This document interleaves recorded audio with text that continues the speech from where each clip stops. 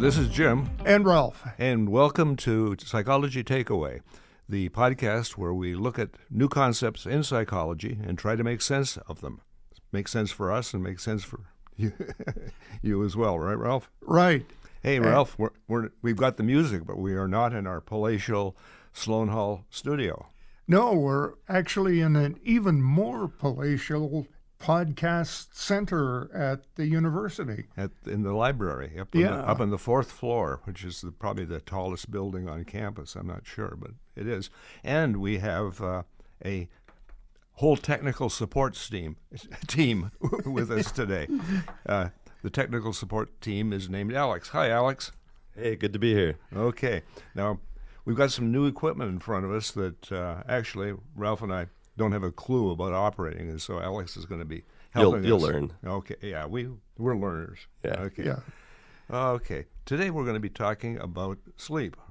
Sleep indeed, because, as the old comedian W.C. Fields said at one point. He was talking about insomnia, right? Yeah, like little friend of his came up to him and said, "Oh, I feel terrible. I've had insomnia for 3 days." And Fields said, "Insomnia, eh? I know a good cure for that. Get plenty of sleep." Okay. Yep, that's about it, Ralph. Unfortunately, somewhere between 20% and 33% of the population of the world is sleep deprived. And it's not sleep deprivation because they are trying to stay awake. It's sleep deprivation because they can't get to sleep. Right, and there are a number of problems with trying to get to sleep. People over-caffeinate. They maybe say, I've got to get some sleep tonight. I'm going to have a couple of drinks, and they lie down and basically fall into something that we won't call a coma, but... You mean like passing out? Yeah. Okay, yeah. And 45 minutes later, they wake up and say, "I'm back. What do I do now? I can't get to sleep." Okay, well, we won't go to the addiction part of it, but that's, you can see what could happen here. Now, when people don't get enough sleep, interesting things happen. I can remember a study that was done by William Demmett, and he looked at sleep deprivation of a disc jockey in New York City. This guy, his name, Peter Tripp, wanted to stay awake for the March of Dimes. The longer he would stay awake, people would donate money. And so after about, less than 24 hours, he was groggy. He was in a studio in Times Square, not as nice as this one. And he'd be groggy.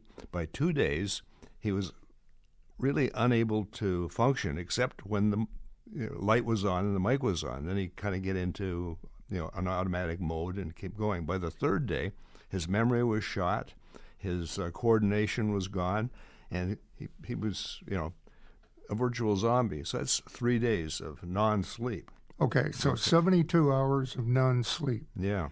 Now, I know that some of the military has trained some of the elite soldiers to do as much as 96 hours without sleep, but they also have tracked the diminishing curve of ability of the soldiers. Yeah, and in all fairness, Tripp wasn't trained in any way. He was a DJ, and he just was there in the studio, and he didn't do well with a lack of sleep. Now, but nowadays, go ahead. When we talk about sleep deprivation, Jim, what are we talking about? Like, I think normally I get about 7.5 hours sleep. Well, for somebody your age, that's about right. That's about the norm.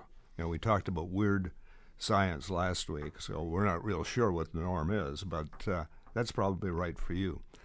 For my grandson, who's 9, he needs about, bless you, Alex. Sorry. Hey, do you know where that bless you after a sneeze comes from?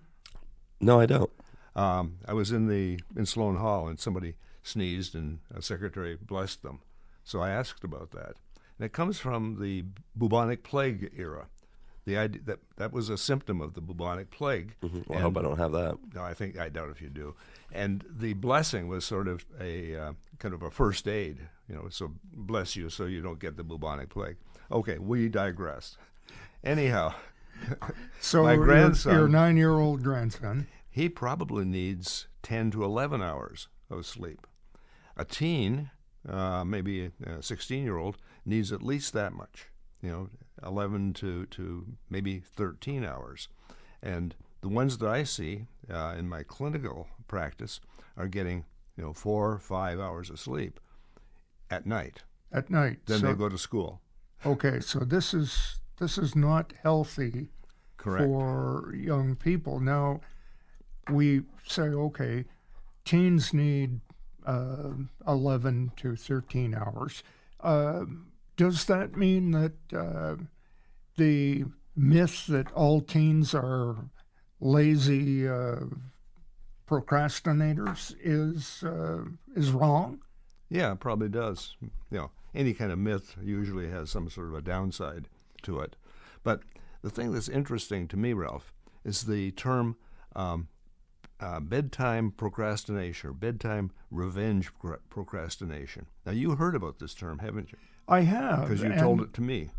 And it's kind of interesting because the procrastination, okay, so I'm procrastinating from going to bed. I'm going to stay up. But the revenge comes in because I'm trying to get revenge on my entire life. Or your entire day that Yeah. you just went through, yeah. And the term is relatively new, and I've done a little bit of looking at it, a little research. It was popularized by millennials and Gen Zs, and it came from China. Everything we have comes from China, right? Okay. Seems the way. Seems the way.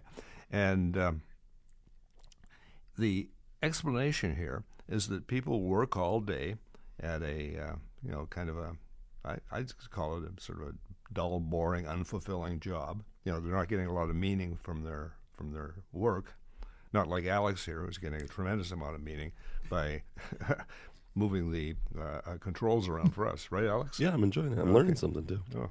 So they're not getting, and then here in America, they come home from work, and if you're a woman, you're on the second shift. You're taking care of kids, you're making dinner for everybody. Maybe you're watching TV with the kids after dinner, and it's now time to put the kids to bed, and you've gone through a whole day with doing nothing except work for other people. There's not much leisure time available, and so you're going to take your leisure time, say from 11 o'clock onward to 12, knowing that you're going to have to get up at 5:30 in the morning and start the whole day again.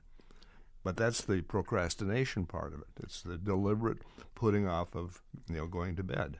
Yeah, and if you're not a single parent and you do have a spouse, quite often in North America, your spouse works a different shift. Hey, spouse comes home and sits on the couch and watches TV, Ralph. Right. Come on, you know that. But the thing is, if the spouse is working, you're working 9 to 5, or 8 to 5, and the spouse is working 11 to 7. Right. There you are, essentially, just as you're getting theoretically ready for bed, your spouse is out the door saying, "Bye, hon, I'll see you tomorrow morning. Have breakfast ready." Yep. Now, if there's we're just learning how to use this new studio, and we have this wonderful table in front of us. In the old studio in my office, we don't have any kind of a table. So if you hear any little kind of tinkle sounds in the background, that's Ralph's watch hitting the table. Okay. And no, it's not music. It's percussion of some kind. This whole idea was made into a video for TikTok by a person named Saman Hader. Now, she's a psychology student at, I think, University of Iowa. And I'll see if I can find the link so you can look at what she put on TikTok. And I'll put it up on our liner notes under Learn More. But what she did was she talked about this phenomenon of, working all day as a student. I can see that. And then working for other people, like her roommates and things like that, and not having time for herself. And then she put it out on TikTok, and she got millions of responses. I mean, hey, we put stuff out, and we're not sure if is anyone out there. Yeah, we know that there are 28,000 of you out there, and thank you for joining in each week. But she got whatever that thing is on TikTok. It's got it or something like that. Yeah. So a lot of people got it. They relate to this idea of being unable to or unwilling to shut down. Now, I kind of associate that with FOMO. Okay. Fear of missing out. Yeah. So you're missing out in the daytime. You're missing out in the evening. So you're staying awake to connect with other people. So that's another part of it too. We are human animals, and we like social contact. Yeah. And how do we get our social contact today, Jim? well, I mean, you and I sit down after a podcast, and we go to a restaurant in town, Dog Central. We have a hot dog, and we talk to each other. But in the era of COVID, a lot of people are isolated, right? Yes. They're- They had to stay at home. Mm-hmm. They had to work from home. Yeah. And they a didn't lo- have co-workers. A lot of people at that time developed the habit or the mental set that said, I get my contact electronically. Mm-hmm. So I listen to a podcast, or I text a friend. Mm-hmm. Or I look at Netflix, or I go on social media. And we've talked about social media before. In fact, we've talked about it a lot. So you go on social media, and it's kind of like eating French vanilla ice cream. The first scoop tastes good, but after about 3 scoops, it's sort of lost its edge there. Well, same thing with social media. That first one kind of gets you. That's pretty interesting. But after you've had about 3 of them, it's not so interesting anymore. In fact, you're the one with the terrible life, and everybody else has a wonderful life. But you want to try and get that initial ping feeling, so you continue on, right? Right. And, again, going to the things we've heard from addiction research, there's the term chasing the dragon. That first hit that you take of any chemical altering substance is so great. The second one is not quite so great. The third one, and you keep searching. You look back to get that first hit. To get the first So hit. electronically, you go on TikTok and you look at something and you say, "Oh, that's pretty funny." And then you look at the second. A cat with a ballet skirt or something like that. Yeah, and then you look at the second one and you say, "Oh, yeah, that's okay." And then you look at the fifth one and you say, "I think I'll go on to Netflix."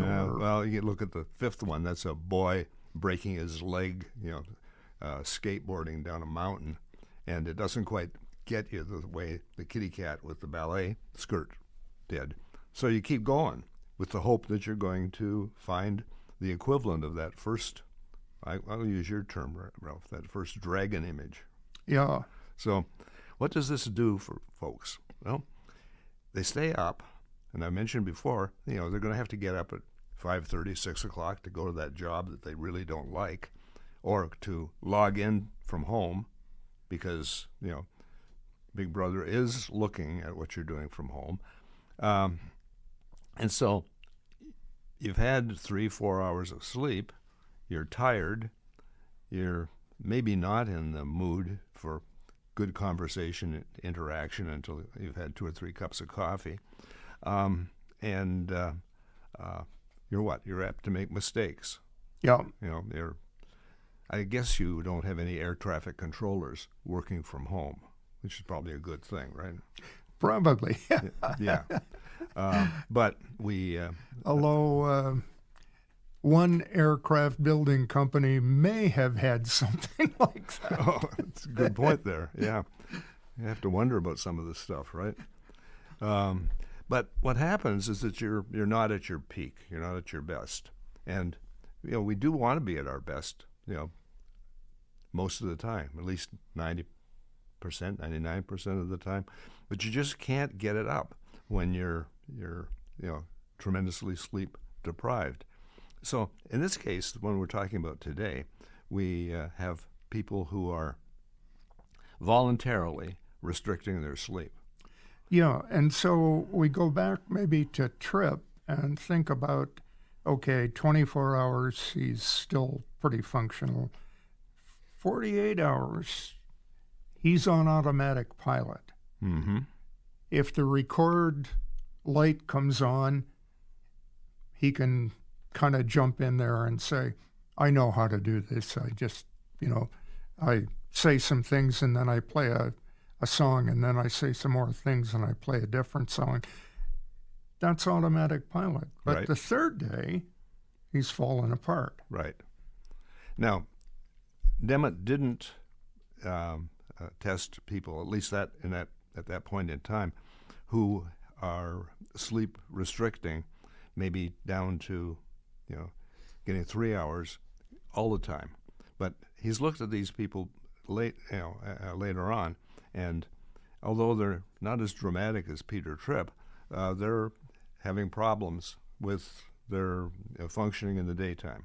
So if you're chronically sleep deprived, if you're that 14-year-old who should be getting, say, 12 hours, and you're getting 6 hours, that's going to take its toll. That's why the 14-year-olds sleep until noon on Saturday.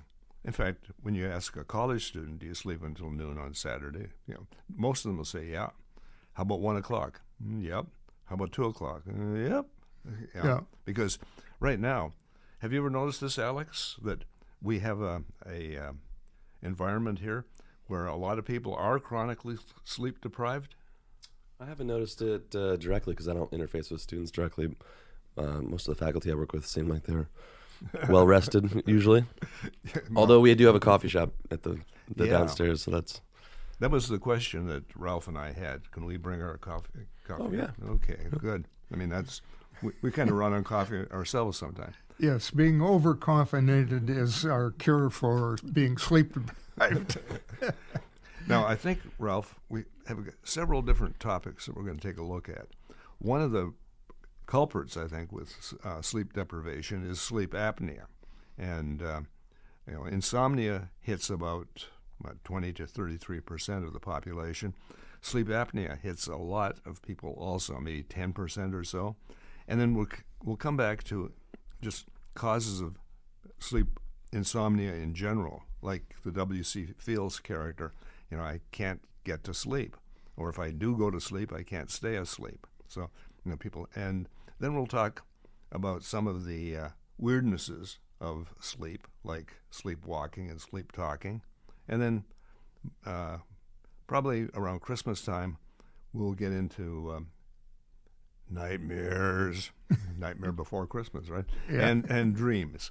And dreams, Yeah. yeah. And pleasant dreams. A lot of young people, I think, children, have a lot of dreams about the Christmas season and gifts and, what they're going to get for Christmas.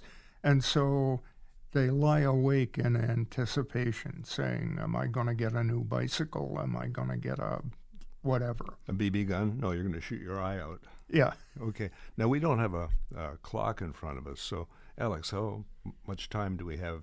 you've been recording for about 19 minutes now. Okay, well, we've got a couple more minutes. So, Alex, you're new to us and you're new to Psychology Takeaway. Do you have any questions for us or any tips for us? No, you guys are doing great. I've been enjoying listening to your conversation. Okay. Well, we're going to do this again next week, and because I still am a little I'll be here. What's the word? Intimidated, right? Yes. Are you Yeah. intimidated by this nice little board here? It's I easier am. than What I'm intimidated about is not so much the board; it's the multicolored display. I can turn off the lights. Oh yeah, that'll make things really easy. Yeah, it doesn't need to be on. No, I think turn the lights back on. Okay. You've talked about kids with visions of sugar plums dancing in their heads around, Christmas time.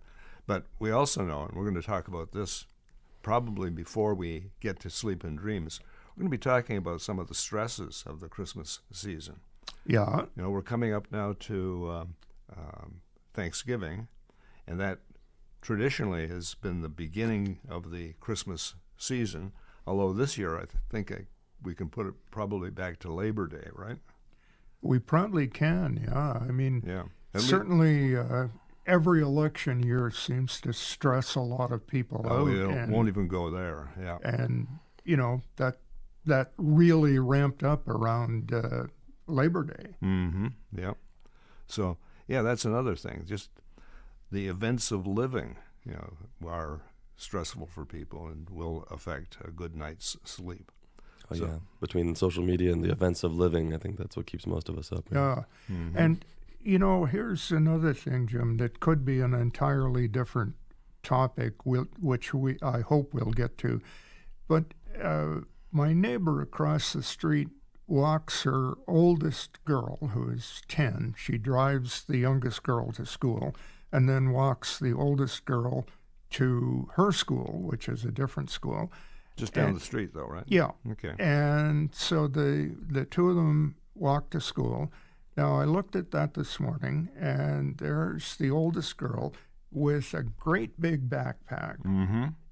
Now, she's in grade 5. By grade 6, many kids have cell phones. Mm-hmm. So they have the physical burden of the big backpack, but they also have the mental and social burden of the cell phone. Okay.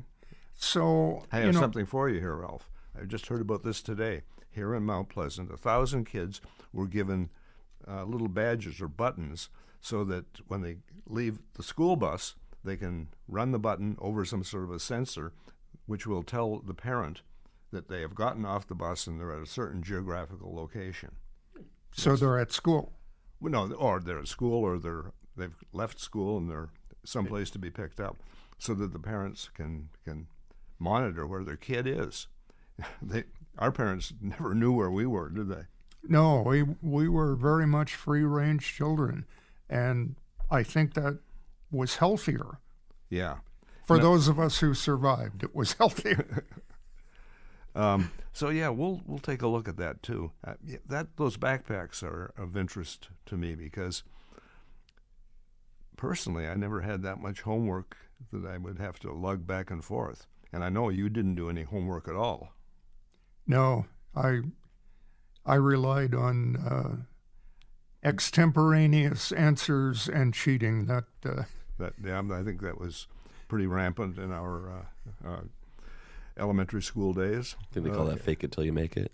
Yeah, kind of like that. Thank you, Alex. That's you want to continue on with our being the podcast? Sure, I'd love to. Okay. So until next week, Alex is going to push the button so we get some music. This is Jim And Ralph saying, keep your stick on the ice because we're all in this together.